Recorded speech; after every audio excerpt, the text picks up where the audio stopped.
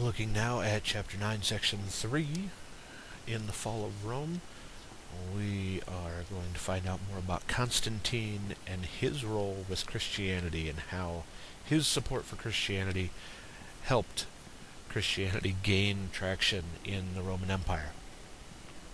Well, we just talked about Diocletian splitting the Roman Empire into two parts, the East and the West. And in 305 AD, Diocletian and his co-emperor agreed to step down.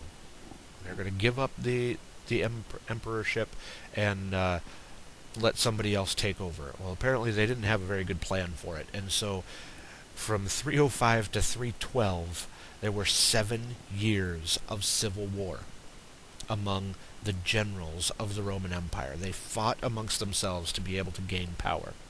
Well, within that time, Constantine, one of the generals, was fighting against another general, and there are a couple different stories about how that worked out, but Constantine was a normal Roman at that time. One story says that when he was fighting in Italy, he was at the Tiber River and saw a vision in the sky of a giant cross with the words above it saying, "Under this sign you will conquer." And so he had all of his soldiers paint a cross on their shields, and they won. And so Constantine converted to Christianity. The other story says that he had a dream that the cross would protect him. And so he had the soldiers put the crosses on their shields, and they won. And so he converted to Christianity.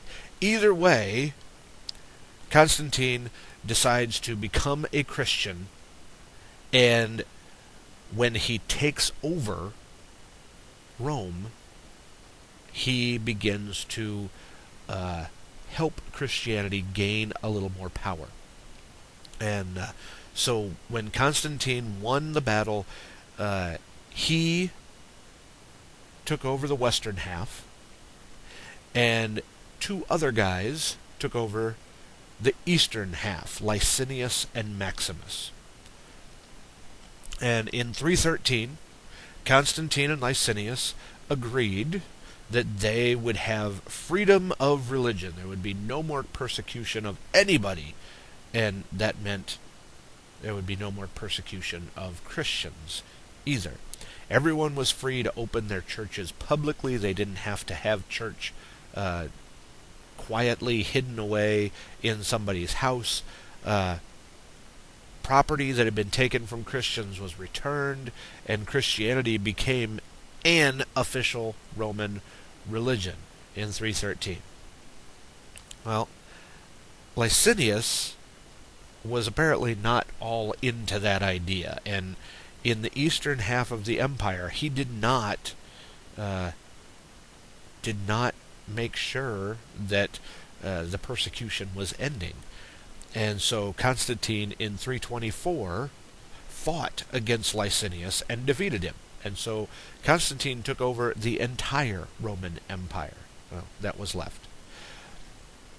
Licinius had continued to allow the persecution of Christians, but now, once Constantine is taken over, it was stopped. And so obviously God was on Constantine's side. If he was going to have all of these battles with the other generals, and he was the one that comes out as the winner, then God must be on Constantine's side, and therefore Christianity must be the right religion. So Constantine tried to keep the church going. He wanted to keep it strong. When people in the church had disagreements, Constantine brought the leaders from different areas together, sat them down, and talked it out. How are we going to work this out? And so Constantine helped plan and pay for churches in Rome, which later became the center of the Roman Catholic Church, now called the Vatican. He helped pay for a church in Jerusalem, called the Church of the Rock, built over the space where it was believed that Jesus was crucified. And he paid for a giant church in the city of Constantinople called Hagia Sophia. In 330, Constantine decided that Rome as an empire was falling apart, particularly in the east, or in the west. But the east was still doing well, and so he wanted to move his capital city from the city of Rome, which was out at the edge where they kept getting caught up in battles, to something over in the eastern section. And so he decided to move the capital from Rome to a town called Byzantium. And they were going to build a new city near the current town of Byzantium. He liked that area partly because, well, he grew up near there when he was young, and was also centrally located in the half that was still strong. And it was along an entrance to the Black Sea. It was right there where we've talked about Greece being very strong in the past. It was on the edge of the Aegean Sea, in between the Aegean and the Black Sea, along an area called the Bosporus Strait. And the Bosporus Strait it looks a lot like a river, a few miles wide and about 20 miles long, getting from the Black Sea out to the Aegean Sea. So it was in a great spot, easily accessible by water, and right in the middle of the western half of the empire. And so you now have this city that has changed its name. It was Byzantium. Constantine wanted to call it New Rome, but everybody else started calling it Constantinople. Remember, the suffix opal, like from the Greek opolis, means the city of, or the people of.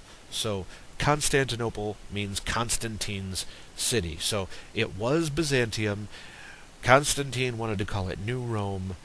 He ended up being the one it was named after, and everybody called it Constantinople. And about 1,000 years after that, it was taken over by Muslim Arabs and or Turks. Sorry, not Arabs, Turks. And they changed the name from Constantinople to a more Turkish-sounding name, Istanbul. So the modern name of the city is Istanbul. It used to be Constantinople, and there is a pretty interesting song that you can hear now if you follow the YouTube link that comes up right after this back on my Moodle page.